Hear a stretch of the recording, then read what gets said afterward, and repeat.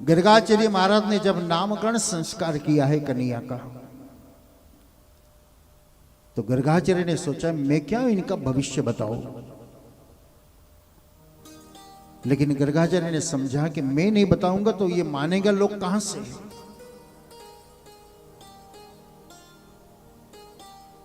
कि कृष्ण ही परमात्मा ही पुरुषोत्तम ही ईश्वर है।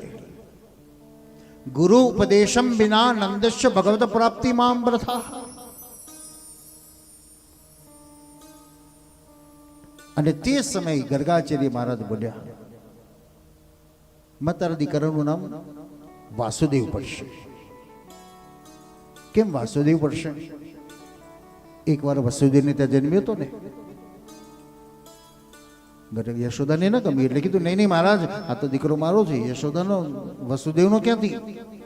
એટલે ગર્ગાચાર્ય તું માને થોડું દુઃખ થયું છે એટલે વાતને બદલી નાખી. માં અનુયુગમ તનુ એકનો એક જ છે, પણ કોક વખતે વસુદેવને ત્યાં જન્મ્યો હશે અને આ વખતે તારે ત્યાં જન્મ્યો. યશોદા કે તું વાંધો નહીં, એક જ છે. ઉપનિષદ તેથી કહે છે એકમેવ દ્વિતીય એકોહમ બહુશાત તદેક્ષત પ્રજાયતે. અનુયુગમ સમય સમય પ્રમાણે રૂપ બદલી બદલીને આવે છે. હજારો વર્ષો પહેલાની કથાને સાંભળો તો દુનિયા હતી જ નહીં. જ્યારે ભગવાને પોતાના મુખમાં સમાવી દીધી અને કેવલ જળ હતું, ત્યારે ભગવાન કોણ હતા? વિષ્ણુ હતા. શાંતાકારમ ભુજગશયનમ પદ્મનાભમ સુરેશમ વિશ્વાધારમ ગગન સદૃશમ મેઘવર્ણમ શુભાંગમ લક્ષ્મીકાંતમ કમલનયનમ યોગ વિજ્ઞાન ગમ્યમ વંદે વિષ્ણુ ભવવૈહરણમ સદવલોકૈકનાથમ. સમુદ્રની અંદર શેષ નાગ ઉપર ભગવાન વિષ્ણુ શાંતિથી સૂતા છે ને લક્ષ્મીના ચરણની સેવા કરે છે. અને એ ભગવાને ઈચ્છા કરી માટે દુનિયા બનાવી છે. બ્રહ્મા ક્યાંથી આવ્યા? એ વિષ્ણુની ડ્યુટીમાંથી બ્રહ્માજી થયા. આપણો દીકરો ક્યાંથી આવે છે? માની ડ્યુટીમાંથી નાળ બને છે ને એ નાળમાં એક ફૂલ બને છે અને ફૂલમાં સાગરની વચ્ચે ભગવાને પૃથ્વીને કેટલી નાની કરી દીધી. માનું ઉદર એ પૃથ્વી બનાવી દીધી, એમાં જળ ભરી દીધું, એમાં ડ્યુટીમાંથી કમળ ઉત્પન્ન કર્યું. એટલે મા બ્રહ્મા કહેવાય છે, મા વિષ્ણુ કહેવાય છે અને મા ભગવાન શંકર કહેવાય છે.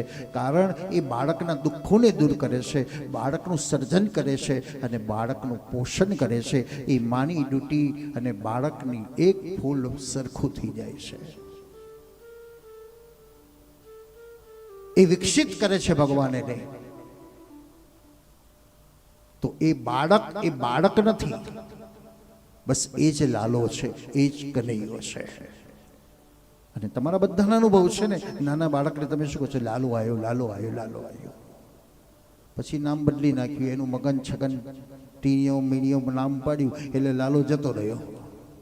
પછી એમાં પછી એના નવા રૂપ આવી ગયા એટલે રોતડો ને કકડતો ને કકરાટીઓ નકામો. પછી આપણે અંદર શબ્દો મૂકતા જઈએ છે, ભૂલી ગયા હું કોણ છું. હું કોઈ નામ નથી, હું કોઈ રૂપ નથી, હું કોઈ જાત નથી, હું કોઈ ઊંચ નીચ જ્ઞાની અજ્ઞાની નથી. હું કોણ છું?